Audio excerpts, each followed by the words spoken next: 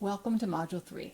So we've talked about some of the reasons why it's hard for some people to downsize, and those were utilitarian, emotional, and sentimental reasons.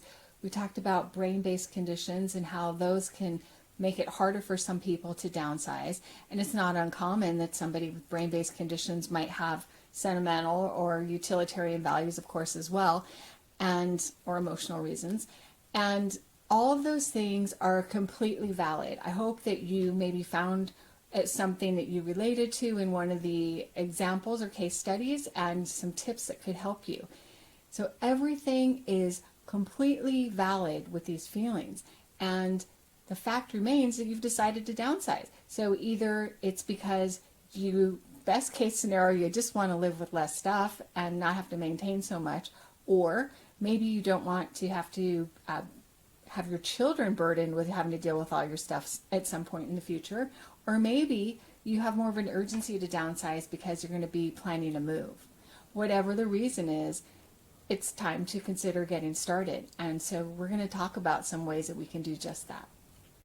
The first tip I have is to start early, because downsizing can be so time consuming and exhausting. It's going to minimize the anxiety and the pressure you feel if you start early, and it's going to enable you to go through your things the way you want to, as opposed to having to do it really quickly and under pressure. And it's going to give you time to release and in some cases grieve the things, because this is a big transition. And so the more time that you have to go through your things and to have a schedule that is realistic that you can stick to, the more it's going to benefit you and make the downsizing process a little bit easier. How do we decide what to keep and what to release, especially if we're somebody who, on some level, kind of loves all our stuff? The first thing we're going to do is we're going to start going through our belongings. Now, there's two ways to do this. One is you can go room by room and start addressing the items in your room, or you can go by category. I actually recommend the latter, going by category. So an example like that would be that you would go through your whole home and gather up all the books, for example, and start going through your books. And when we do that, what really happens is we start to see how many of something we really have. So going room by room or item by item, we're going to start to look at our things and we're going to start to evaluate. What we're going to do is we're going to look for the things that we know that we need.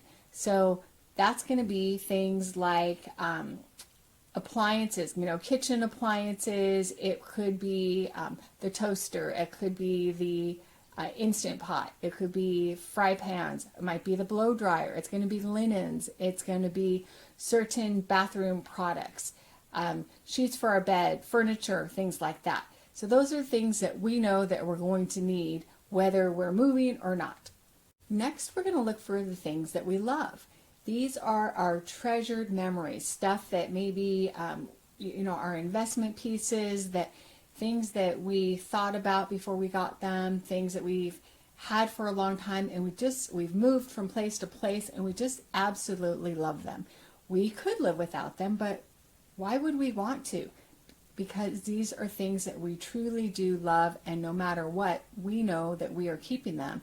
They're going with us to the next location, or they're staying here even though we're downsizing. I want you to be very selective. This is not a time to be wishy-washy. We are looking for the things that you absolutely love. So for the rest of our stuff, we're going to divide it into 3 categories. Yes, no, and maybe. And some people like to have fun with it, and they create different colored Post-its that they'll put on all the yeses, one color for the yeses, one color for the no's, and another color for the maybes. So sometimes the yeses can be green, and the no's will be red, and the maybes might be yellow. So that's kind of a fun way to do it.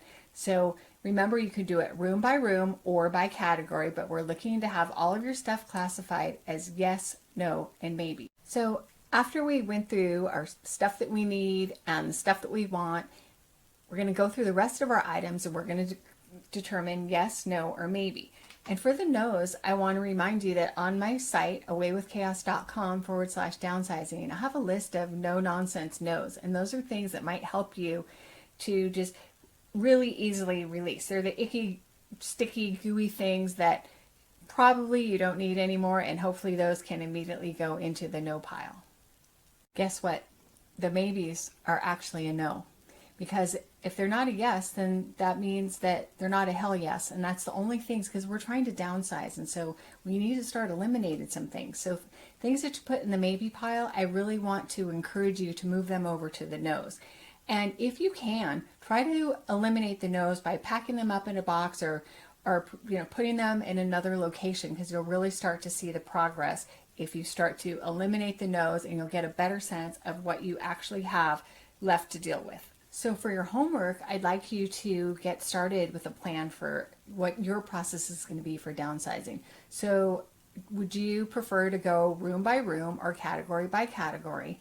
And there's a download that you should be with this video that you can use to just kind of start making some notes about some things. So what are the things that you know that you absolutely need on the other side of downsizing, that you're going to keep no matter what because you need them? And then I also want you to start making a list, and this is probably even more important because you kind of have a sense of the things you need, but really get clear on the stuff that you love so that you know that you're going to be making room for that on the other side of downsizing, whatever that's going to look like for you.